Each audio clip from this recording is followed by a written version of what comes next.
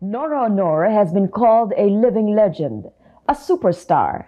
While critics say she plays that role a little too well, to her disadvantage. Last Sunday, her signature program Superstar gave its last performance after over 2 decades on Philippine television. Insiders say the reason is clear. Not enough care has been put into the show, both by the station and by the star. But La Honor now has a new set of managers. They say this is just the beginning, and audiences should watch out for the new Nora Honor. Ladies and gentlemen, the superstar herself, Miss Nora Honor! Nora Honor has been a long-standing figure in show business. Her Cinderella rags to riches story captured the imaginations of millions of fans.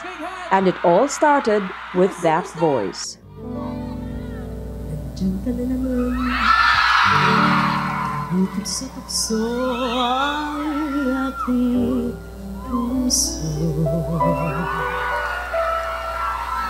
What we intend to do is to encourage her to explore other possibilities. Boy Abunda is Nora's new spokesman and publicist. You are talking of the girl who revolutionized Philippine movies.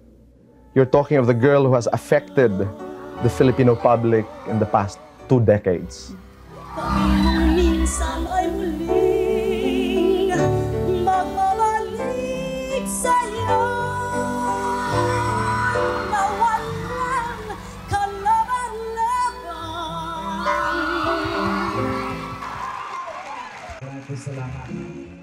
Nora's new management team form a shield against her latest challenge, the cancellation of the 22-year-old superstar.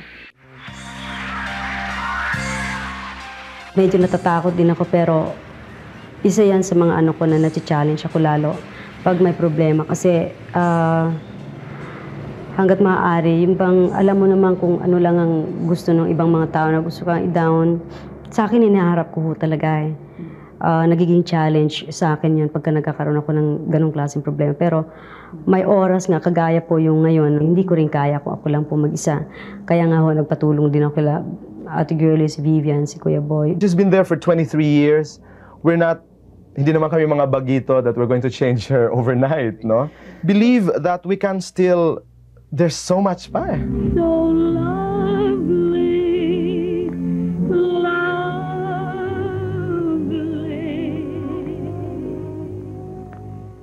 The 70s was a productive decade. She recorded hit albums, earning the name The Golden Voice. Wala.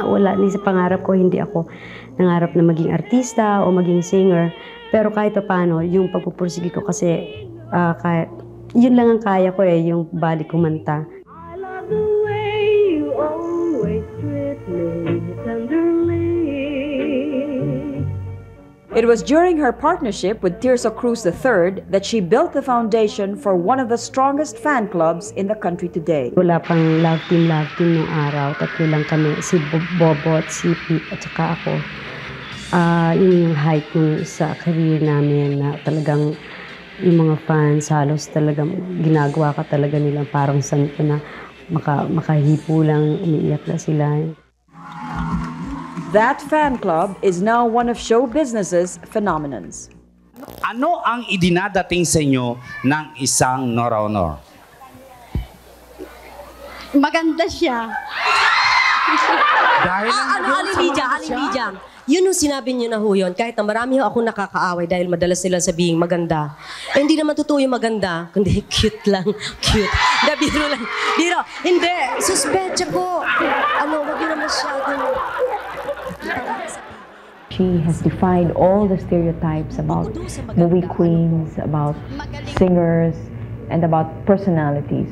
Why has she broken all of these stereotypes? In what way?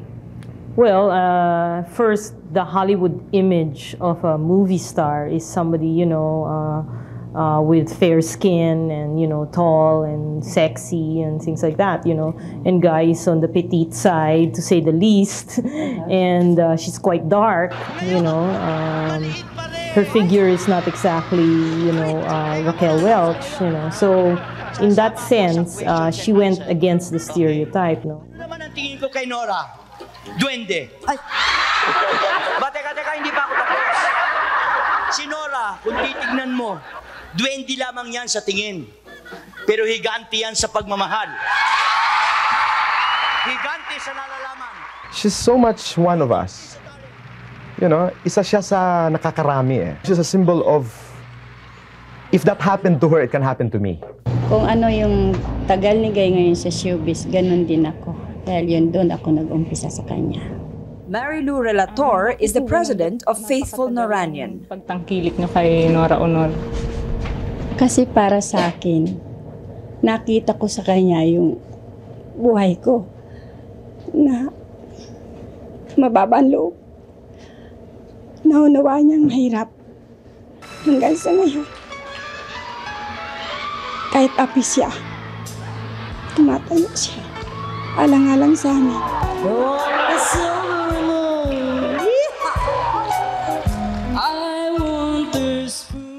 Siguro yung pananaw kung saan ka nanggaling, dapat yun siguro hindi mo pa rin makakalimutan. Wala, siguro kahit na tawagin ka ito ang pinakasikat o kung ano man ang naging trabaho mo na naging successful ka. Siguro yung pinagmulan mo, hindi mo dapat kalimutan.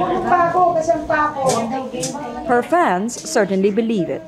Shortly after Channel 9 announced Superstar's cancellation, her fan clubs went to work. Ismael Reynosa is the treasurer of the Friendly Noranians. Pinag-isipan nito ng mga different fans club na ang 1 milyong lagda para kay Nora Honor para ipakita ang pagmamahal kay Nora. Hindi upang pabalik pa uli ang superstar. Meron ba yung may dumarating? Meron din kami kusang dumarating dito within Metro Manila. Sila mismo nadadala ng mga signatures.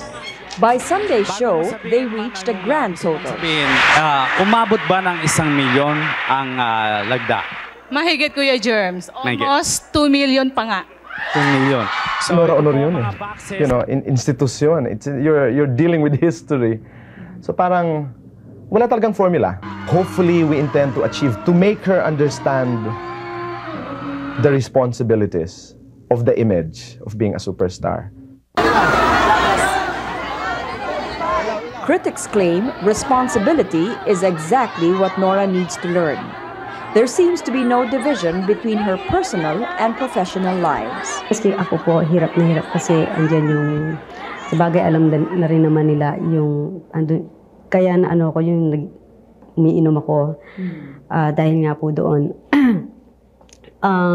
Pero ngayon, kasi noon, lalo na sa pagpuso na yung pinag-usapan, number 1 sa akin nung araw po yun, pag doon ako nagkaroon ng problema. Lahat talaga, pati trabaho ko yun, apektado po lahat yun. Pero alam kong hindi maganda dahil lalo na pagtrabaho, hindi dapat dinadala sa trabaho. So, natutunan ko na lang yun, kung tutuusin po, ngayon lang ako nag-uumpisa na maano ko lahat ng mga bagay-bagay na nangyayari din sa akin.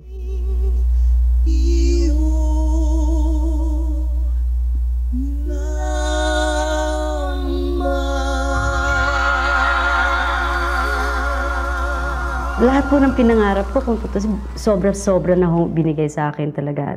Sobra talaga yung pangarap na hiniling ko po sa kanya.